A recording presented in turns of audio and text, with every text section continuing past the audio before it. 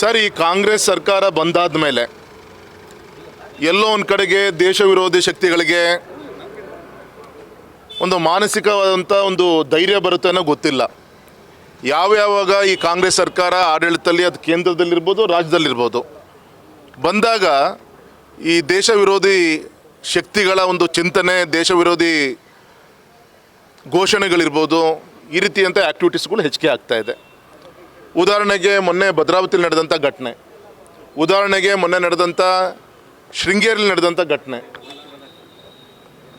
ಮದ್ದೂರಲ್ಲಿ ನಡೆದಂಥ ಘಟನೆ, ತರೀಕೆರೆಯಲ್ಲಿ ನಡೆದಂಥ ಘಟನೆ, ಸಾಗರದಲ್ಲೂ ಕೂಡ ಸುದ್ದಿ ಬರ್ತಾ ಇದೆ. ಅಂದರೆ ಈ ರೀತಿ ಅವರ ಒಂದು ಹಬ್ಬದ ಮಧ್ಯೆಯಲ್ಲೂ ಕೂಡ ಇನ್ನೊಂದು ದೇಶಕ್ಕೆ, ಒಂದು ಕಡೆಗೆ ಗೌರವಿತ ಪ್ರಧಾನಮಂತ್ರಿಗಳ ಒಂದು ನೇತೃತ್ವದಲ್ಲಿ ಆಪರೇಷನ್ ಸಿಂಧೂರ್ ಮುಖಾಂತರ ನಮ್ಮ ದೇಶದ ಮೇಲೆ ನಡೆದಂಥ ಪುಲ್ವಾಮಾ ಘಟನೆ ವಿರುದ್ಧ ಇವತ್ತು ಅಲ್ಲಿ ಶೂಟೌಟ್ ಮಾಡ್ತಾ ಇದ್ದಾರೆ. ಇನ್ನೊಂದು ಕಡೆಗೆ ಆ್ಯಂಟಿ ಟೆರರ್ ಆ್ಯಕ್ಟಿವಿಟೀಸು ಕೂಡ ಆ್ಯಕ್ಷನನ್ನು ಈಗ ಆಲ್ರೆಡಿ ನಮ್ಮ ಸೈನಿಕರು ಈಗ ಆಲ್ರೆಡಿ ಪುಲ್ವಾಮಾ ಕಡೆ ಈಗ ಆಲ್ರೆಡಿ ಮೊನ್ನೆ ಒಂದು ವಾರದಿಂದ ನಡೀತಾ ಇದೆ, ಅಲ್ಲಿ ಘರ್ಷಣೆಗಳು ನಡೀತಾ ಇದೆ. ಇಂಥ ಸಂದರ್ಭದಲ್ಲಿ ಈ ದೇಶದ ಅನ್ನವನ್ನು ಉಂಡು ಇನ್ನೊಂದು ದೇಶಕ್ಕೆ ಜೈ ಅಂತ ಹೇಳುವಂಥ ಏನು ಮನಸ್ಥಿತಿ ಏನಿದೆ, ಅವ್ರನ್ನ ಒದ್ದು ಒಳ ಹಾಕೋ ದಿಕ್ಕಿನಲ್ಲಿ ಸರ್ಕಾರ ಗಮನ ಕೊಡಬೇಕೆ ಹೊರತು ಇಲ್ಲಿ ಕಾಂಗ್ರೆಸ್ಸು, BJP, ಇನ್ನೊಂದು ಧರ್ಮ ಇದೆಲ್ಲದೂ ಕೂಡ ಮರೀಬೇಕು.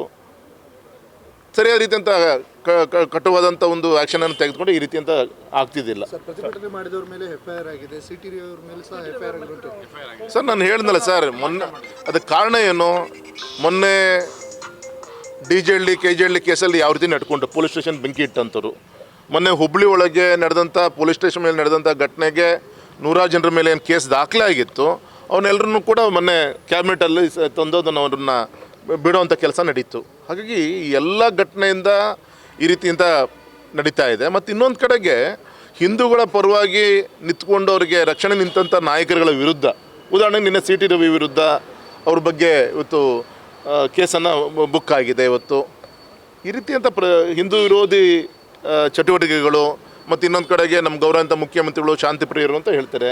ನಾವು ಯಾವುದೋ ಒಂದು ಧರ್ಮದ ಬಗ್ಗೆ, ಯಾವುದೋ ಸಮಾಜ ಬಗ್ಗೆ ನಾವು ಮಾತಾಡ್ತಾ ಇಲ್ಲ. ಆದರೆ ಇವತ್ತು ಆ ಧರ್ಮದಲ್ಲಿ ಆಗ್ತಿರೋಂಥ ಹೆಚ್ಚಿನ ಒಂದು ಈ ರೀತಿಯಂಥ ದುಷ್ಟ ಕೂಟಗಳ ಒಂದು ವಿಚಾರಗಳು ಏನು ಹೊರಗೆ ಬರ್ತಾ ಇದೆ. ಇವತ್ತು ದೆಹಲಿಯಲ್ಲೋ ಅಥವಾ ಜಮ್ಮು ಕಾಶ್ಮೀರದಲ್ಲೋ ಒಂದು ಕಡೆ ಇನ್ನೊಂದು ಸಂಘಟನೆ ಹುಟ್ಟಾಗಿದ್ದು ಮೊನ್ನೆ ಒಂದು ಕೇಂದ್ರ ಸರ್ಕಾರದ ಗಮನಕ್ಕೆ ಬಂದಿದೆ. ಎಲ್ಲ ವಿಚಾರಗಳು ನಿಮ್ಮ ಪತ್ರಿಕಾ ಮಾಧ್ಯಮದಲ್ಲೂ ಕೂಡ ಬಂದಿದೆ. ಹಾಗಾಗಿ ಇವತ್ತು ನಾವೆಲ್ಲರೂ ಕೂಡ ಖಂಡಿಸ್ತೀವಿ.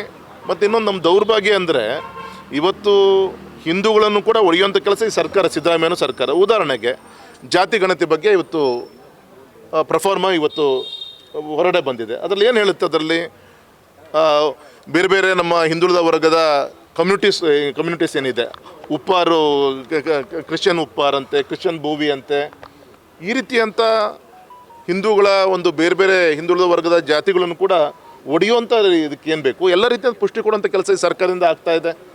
ಹಾಗಾಗಿ ಈ ಸಂದರ್ಭದಲ್ಲಿ ಜನನೂ ಕೂಡ ಎಚ್ಚರ ವಹಿಸಬೇಕು, ಧರ್ಮಗುರುಗಳು ಕೂಡ, ಆ ಸಂಬಂಧಪಟ್ಟಂಥ ಗುರುಗಳು ಕೂಡ ಇದನ್ನು ಗಮನಿಸಬೇಕಾಗತ್ತೆ. ಮಠ ಮಂದಿರ ಇವತ್ತೇನು ಅದರ ಅಡಿಯಲ್ಲಿ ಒಂದು ಸಮಾಜಗಳು ನಡ್ಕೊತಾ ಇದೆ, ಇದನ್ನು ಗಮನಿಸಬೇಕಾಗತ್ತೆ.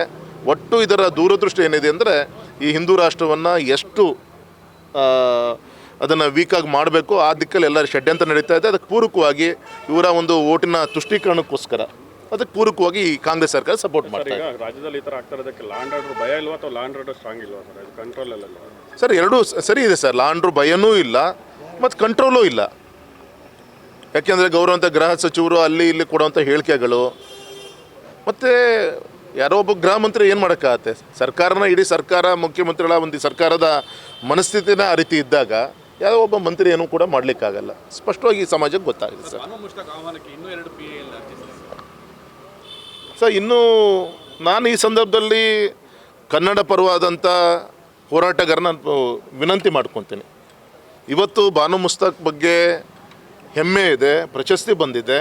ನಾವು ಕೇಳ್ತಿರೋದೇನು, ತಾಯಿ ಭುವನೇಶ್ವರಿ ಬಗ್ಗೆ ತುಂಬ ಅವಮಾನವಾಗಿ ಮಾತಾಡಿದಂಥ ಹೆಣ್ಮಗಳ ಕೈಯಲ್ಲಿ, ತಾಯಿ ಭುವನೇಶ್ವರಿ ಬಗ್ಗೆನೇ ಆ ತಾಯಿಗೆ, ಹೆಣ್ಮಗಳಿಗೆ ಆ ಸಾಹಿತ್ಯಕ್ಕೆ ವಿಶ್ವಾಸ ಇಲ್ಲ ಅಂದಮೇಲೆ ಆ ಹೆಣ್ಮಗಳ ಕೈಯಲ್ಲಿ ಹೇಗೆ ನಮ್ಮ ಚಾಮುಂಡೇಶ್ವರಿ ದಸರಾವನ್ನು ಉದ್ಘಾಟನೆ ಮಾಡಲಿಕ್ಕೆ ಸಾಧ್ಯ? ಮತ್ತು ವಿಶೇಷವಾಗಿ ನಮ್ಮ ಹಿಂದೂಗಳ ಹಬ್ಬ, ವಿಶೇಷವಾಗಿ ನಮ್ಮ ತಾಯಿಯಂದರು ಅವತ್ತು ಹಬ್ಬದ ರೇಷ್ಮೆ ಸೀರೆಯನ್ನು ಉಟ್ಕೊಂಡು, ಹಣೆ ಮೇಲೆ ಕುಂಕುಮ ಹಚ್ಕೊಂಡು ಅವತ್ತು ನಡೆಯುವಂಥ ಒಂದು ವಿಶೇಷವಂಥ ಹಬ್ಬ. ಇಂಥ ಹಬ್ಬವನ್ನು ಒಂದು ತಾಯಿ ಭುವನೇಶ್ವರಿಯ ಒಂದು ಸಿಂಧೂರವನ್ನು ಕುಂಕುಮ ಅರಿಶಿಣವನ್ನೇ ಪ್ರಶ್ನೆ ಮಾಡಿದಂಥ ಬಾನು ಮುಷಫ್ ಅವ್ರ ಮುಖಾಂತರ ಮಾಡ್ತಾರೆ ಅಂದರೆ ಇದು ಅತ್ಯಂತ ಒಂದು ತುಷ್ಟೀಕರಣದ ಒಂದು ಪರಮಾವಧಿ ಅಂತ ನಾನು ಹೇಳಲಿಕ್ಕೆ ಇಚ್ಛೆಪಡ್ತೇನೆ ಸರ್.